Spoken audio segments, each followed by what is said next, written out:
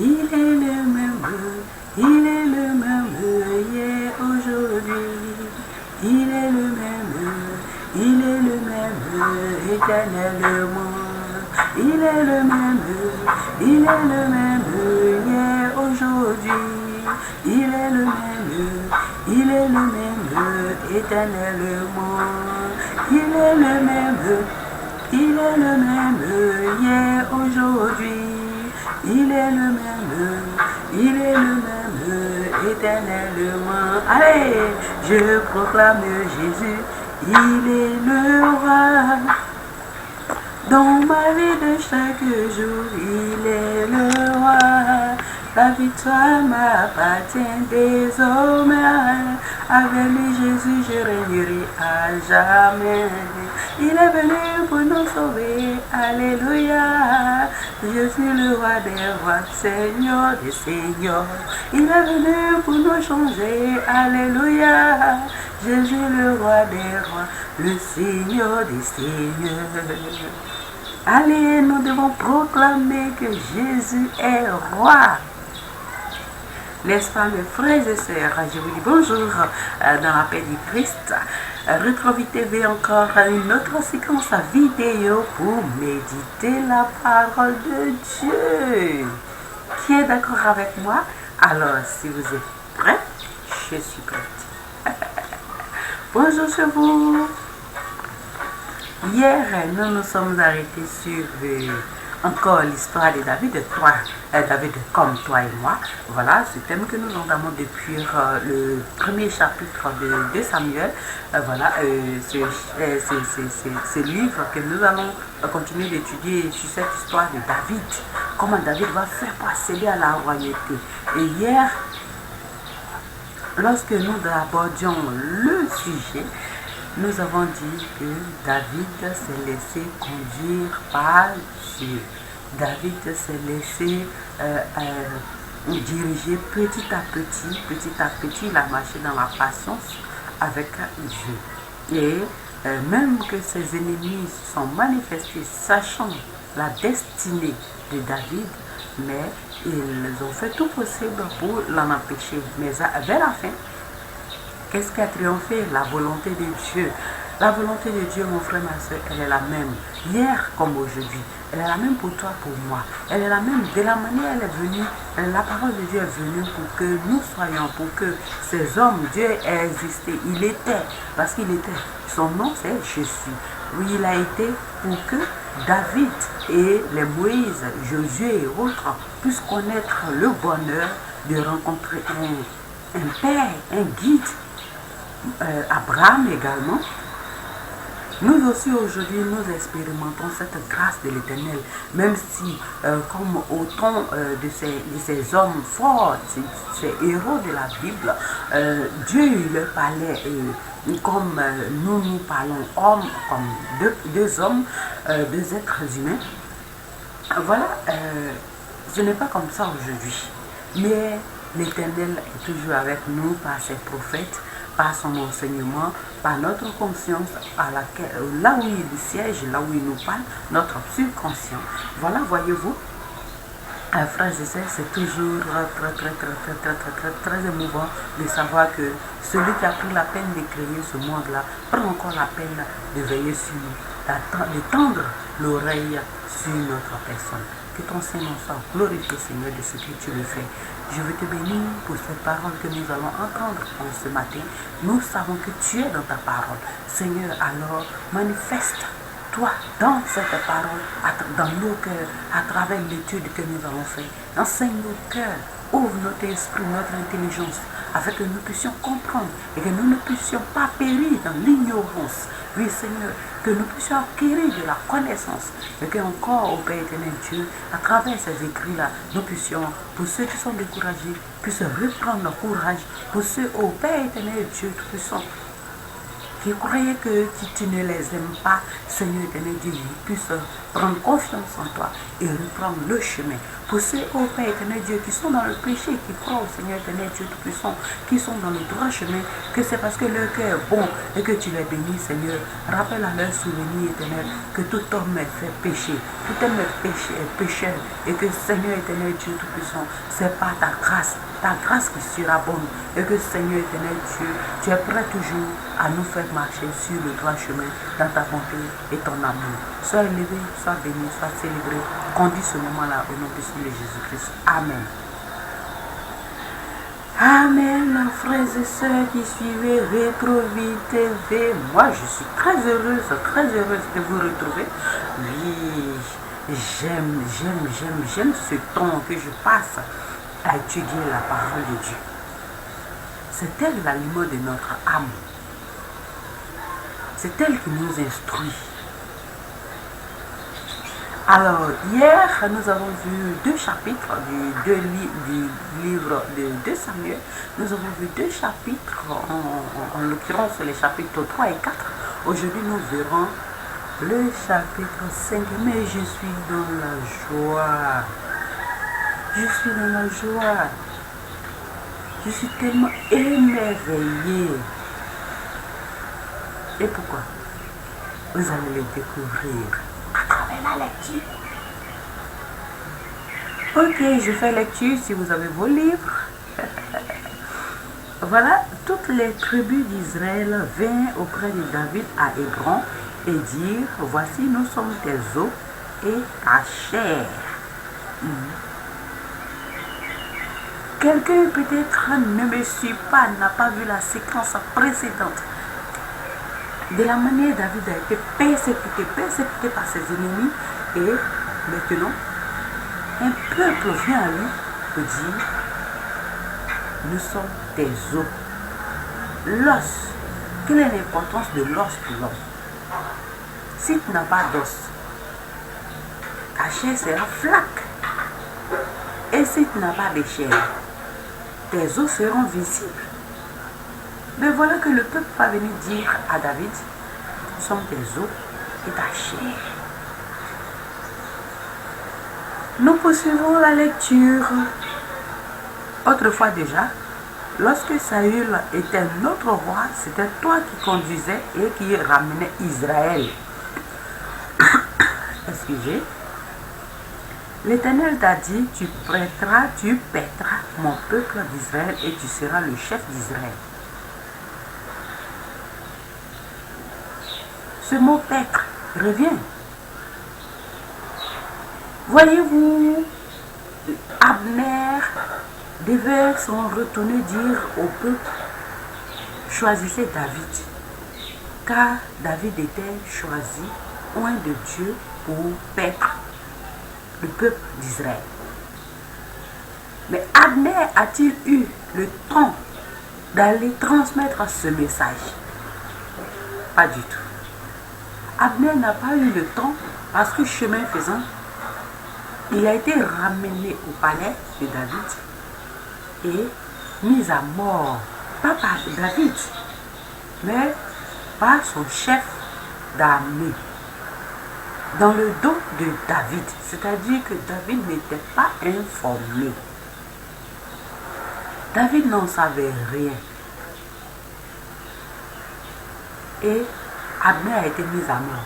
Mais David a porté le deuil d'Abner parce qu'il n'était pas pour la mort, l'assassinat de cet homme qu'il appelle grand homme d'Israël, parce que chef d'armée.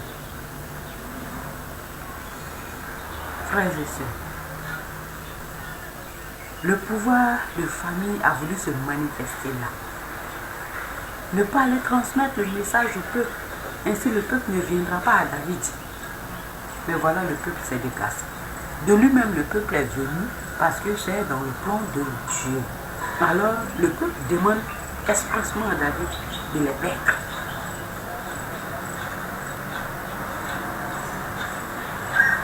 Ainsi, tous les anciens d'Israël vinrent auprès du roi à Hébron, et le roi David fit alliance avec eux à Hébron, devant l'Éternel. Il oignit David pour roi sur Israël. David était âgé de 30 ans lorsqu'il devint roi et il régna 40 ans.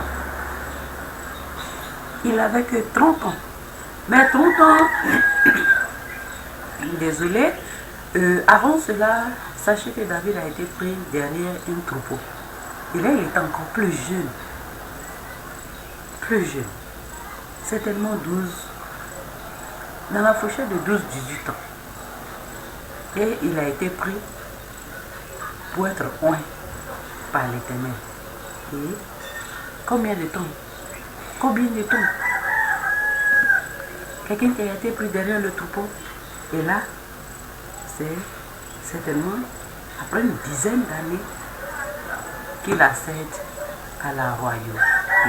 Pas pour dire, mon frère, ma soeur, que toi aussi tu vas faire 10 ans, ou même que tu vas faire 20 ans. Le temps n'est pas déterminé, c'est Dieu qui le détermine. Soyons donc patients. Continuons la lecture. David était âgé de 30 ans lorsqu'il devint roi et il régna 40 ans. À Hébron, il régna sur Juda 7 ans et 6 mois. Et à Jérusalem, il régna 33 ans sur tout Israël et Juda. Le roi marcha avec ses gens sur Jérusalem contre les Jébusiens, habitants du pays. Ils dirent à David, tu n'entreras point ici, car les aveugles même et les boiteux te repousseront. Ce qui voulait dire, David n'entrera point ici. Mais David s'empara de la forteresse de Sion, c'est la cité de David. David avait dit en ce jour, quiconque battra les Jébusiens et atteindra le canal, quiconque frappera ses boiteux et ses aveugles qui sont les ennemis de David, c'est pourquoi l'on dit, l'aveugle et le boiteux n'entreront point dans la maison.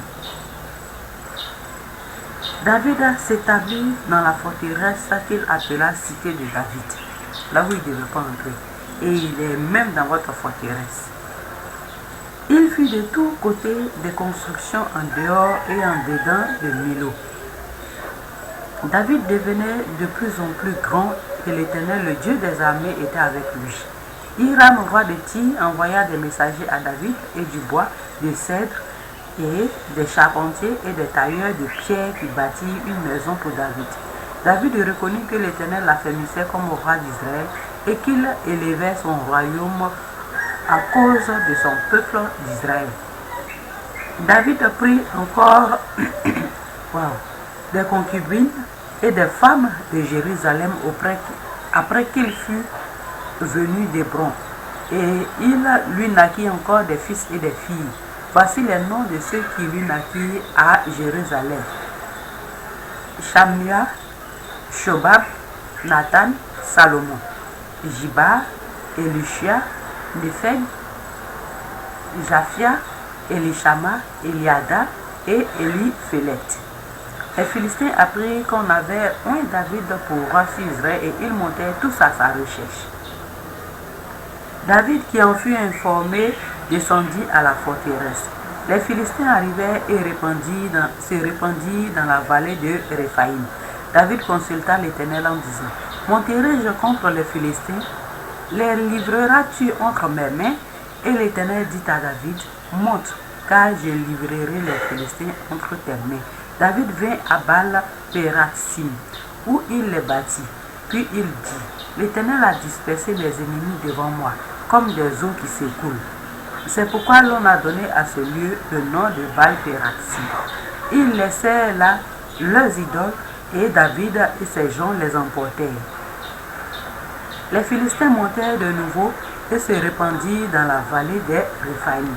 David consulta l'Éternel et l'Éternel dit, tu ne monteras pas, tourne-les par derrière et tu arriveras sur eux vis-à-vis des mûriers. Quand il entendra un bruit de pas dans les cimes des mûriers, alors hâte-toi, car l'Éternel qui marche devant toi pour battre, car c'est l'Éternel qui marche devant toi pour battre l'armée des Philistins.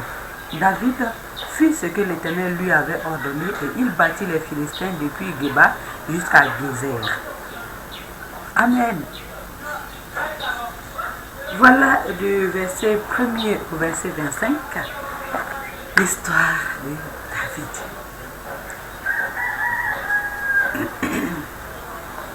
Excusez, déjà, Je sais que vous comprenez. Et d'autres commencent à dire, oui, on la connaît déjà. Elle va se dire, qu'est-ce qui nous intéresse, nous, de notre temps? N'est-ce pas? Qu'est-ce qui nous intéresse? Mais là, avant de voir ce qui nous intéresse, nous, un fait heureux, c'est que David a erré durant 12 ans. 12, bon, je mets dans la fourchette d'une dizaine d'années, n'ayant pas défini toutes les années dans lesquelles David a passé à attendre de s'asseoir sur tout Israël. Mes frères, mes soeurs, soyons donc heureux, parce que l'ennemi s'est levé. La vie de David a été guettée. Heureusement, la voix s'éclaircit. La vie de David a été guettée. Il a été pourchassé. Il a eu des mégmas. Mais au finish, qui l'emporte? C'est David. C'est David qui l'emporte. Définissons un peu. Il a régné sur tout Israël à 33 années et de l'autre côté 7 ans. 7 ans. Donc 40 ans de règne. Et quand il venait, il avait 30 ans. Donc déjà, David a commencé tout jeune. Et l'Éternel a fait ses pas petit à petit, petit à petit. Ça, nous le savons. Le temps qu'il a passé à combattre d'abord, avant d'entrer dans sa destinée, est-ce que ce temps-là est plus long que le temps de bénédiction qu'il a connu? Non. Le temps de persécution, le temps de combat, le temps d'acharnement, de pouvoir arriver, le temps de démontrer sa capacité n'a pas été plus long que le temps de réjouissance. Quelqu'un comprend avec moi? Quelqu'un suit-il ce que je suis en train de dire? Mon frère, ma soeur, aussi long que peut paraître ta difficulté, tu jouiras des fruits, non seulement, mais ta jouissance sera plus grande que tes persécutions. Ta jouissance sera plus forte que tous les acharnements de l'ennemi. C'est pourquoi garde courage, persévère, continue. David comme toi et moi. David était quelqu'un fait de chair et d'eau et de sang. Mais il a pu tenir et il a bénéficié des fruits de sa lutte. À quel niveau toi tu baisses les bras? Où en es-tu? Où est-ce que tu raccroches? En as-tu trop fait pour pouvoir continuer? As-tu perdu espoir?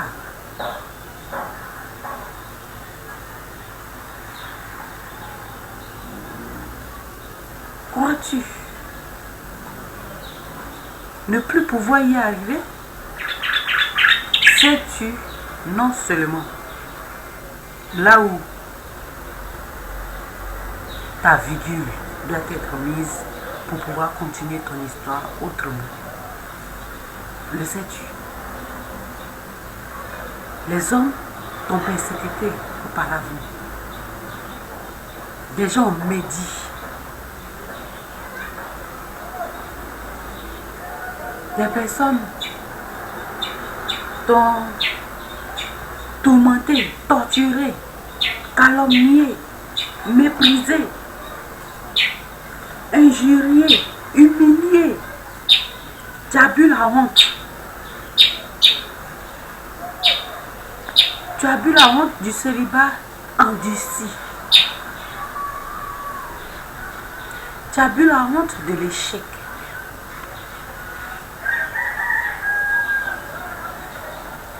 Tu as bu la honte de l'insuccès, de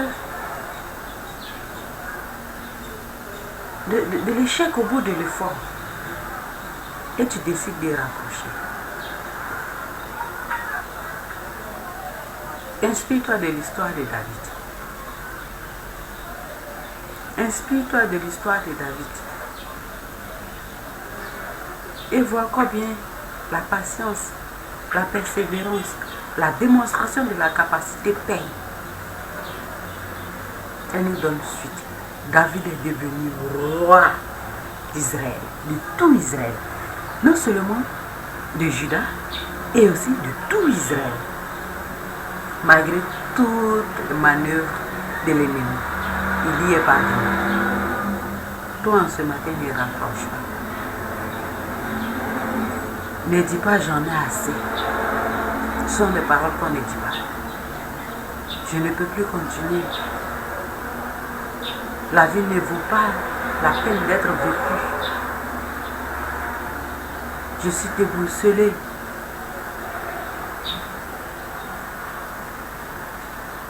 Tout ce que je fais échoue. Oui. C'est certainement ta démonstration de capacité. C'est certainement ce à quoi tu dois faire face pour pouvoir gravir tes échelons. Ce n'est pas que tu vas aller combattre un roi qui s'appelle Saül. Ce n'est pas que tu vas avoir des ennemis qui s'appellent Abner, forcément. Mais chacun, autant nos visages diffèrent, j'emprunte le mot à mes parents spirituels, autant nos visages diffèrent, autant la grâce diffère, autant nos difficultés diffèrent, autant nos épreuves diffèrent. Ce n'est pas parce que l'autre, certainement il a connu 10 échecs avant d'y arriver, que toi forcément tu vas connaître ce nombre de 10 échecs avant d'y arriver. Non. Tu as ta situation personnelle à toi que tu dois vivre. Tu as ton caractère que Dieu veut façonner. Tu as certainement joué. Maintenant, le Seigneur veut que tu te reprennes en main. Alors, si je fais du bien à quelqu'un ce matin, qu'il s'acclame. David est parvenu à la royauté. Alors, mon frère, ma soeur, forcément, tu parviendras à ta destinée. Ne raccroche pas. Ne désespère pas. Relève la tête. L'aurore pointe.